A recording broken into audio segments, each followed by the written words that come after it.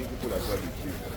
En considérant les œuvres que Dieu a faites dans sa vie, en considérant ce que Dieu fait dans le monde, il doit rendre gloire à Dieu. Et la meilleure manière de rendre gloire à Dieu, c'est de regarder la sainteté, qui est la nature de Dieu.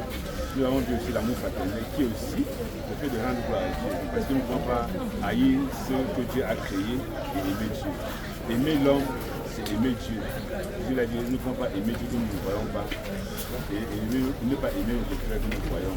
Donc c'était une interpellation pour les chrétiens à rendre gloire à Dieu, à rechercher la gloire de Dieu, à vivre pour la gloire de Dieu. Alors, révérend, c'était une victoire très importante de vous reconduire encore à la tête de cette formation spirituelle.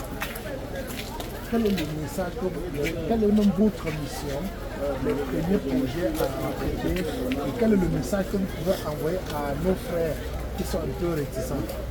Oui, comme berger, ma mission c'est d'encourager le peuple de Dieu dans l'unité, dans la sanctification. Nous devons rester sur les bases de la parole de Dieu que nous avons reçue dès le commencement. La Bible dit que ce que nous avons reçu dès le commencement doit demeurer en nous. Et ce que nous devons faire au travail, c'est de veiller à ce que nous ne puissions pas aller loin des recommandations du Seigneur. Et je sais que nous traversons un temps un peu difficile. Et l'église est une église de paix, l'église est la colonne et la pile de la vérité. Et nous sommes ceux-là qui ont reçu le ministère de la réconciliation. Donc avec ce ministère de la réconciliation, rien ne doit nous être impossible.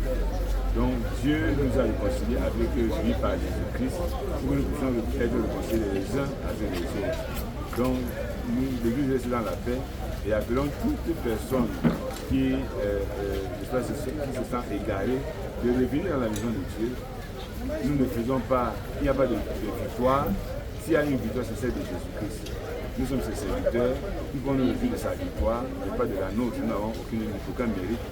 Donc nous tendons la main à tous ceux qui peut-être par quelque esprit que ce soit, se sont égarés loin du Seigneur, qu'ils soient ceux que nous sommes des frères en Christ, et que nous devons marcher ensemble. Il n'y a qu'un seul ciel, il n'y a qu'un seul Dieu, il n'y a qu'un seul Seigneur, il n'y a qu'un seul baptême, il n'y a qu'un seul esprit. Et nous avons la même espérance de la vie éternelle. C'est ensemble que nous devons aller au ciel. C'est ensemble que nous devons continuer cette œuvre évangélique pour gagner le monde entier. Merci. Merci.